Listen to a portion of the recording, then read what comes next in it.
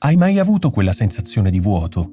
Quel momento in cui ti sembra manchi qualcosa, ma non sai esattamente che cosa. Allora cerchi di riempirlo, con un nuovo acquisto, con una nuova relazione, con un nuovo progetto. Funziona. Per un po'. Ti senti meglio, ma poi il vuoto ritorna più profondo di prima. Il buddismo dice che non è la mancanza a farci soffrire, ma il desiderio di riempirla.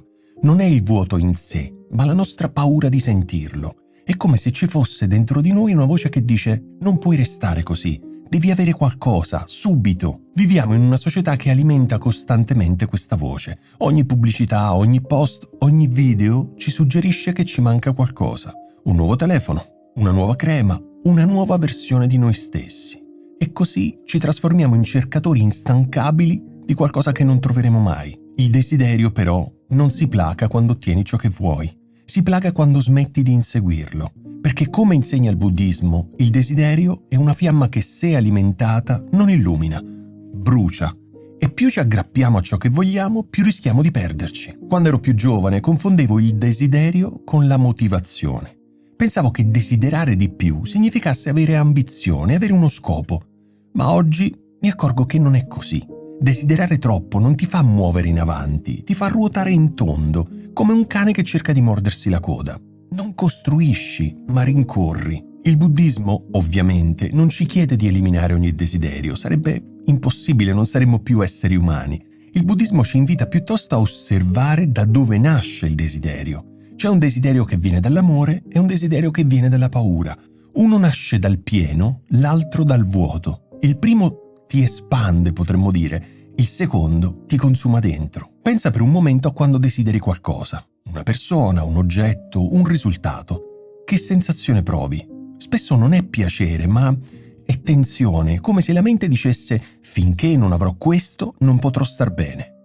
E in quella frase c'è la radice della sofferenza. Il consumismo moderno si fonda proprio su questa illusione, ovvero che la felicità sia qualcosa da raggiungere.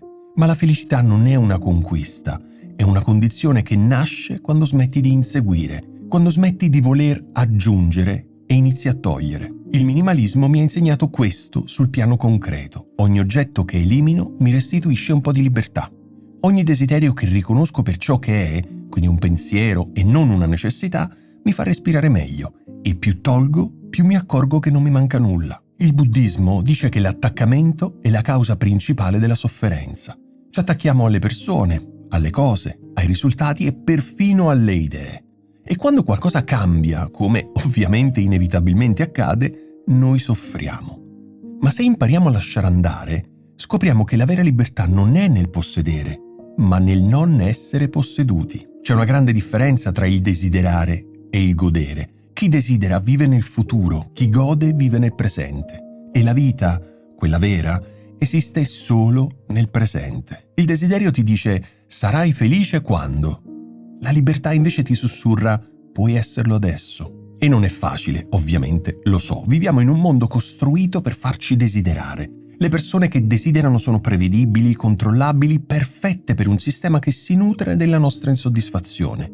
Ma quando smetti di inseguire, diventi pericoloso, perché non hai più bisogno di essere convinto, né spinto, né salvato. Hai già tutto quello che ti serve dentro di te. A volte mi chiedono se vivere meno significhi rinunciare. Io credo che significhi scegliere. Scegliere di non riempire ogni vuoto, ma di imparare ad abitarlo. Perché nel silenzio della mancanza può nascere qualcosa di incredibilmente autentico. La consapevolezza di chi sei davvero, al di là di ciò che hai o ciò che desideri. E forse è proprio questo il segreto. Non smettere di desiderare, ma imparare a desiderare con coscienza. Non tutto ciò che vuoi ti serve. Non tutto ciò che ti manca davvero.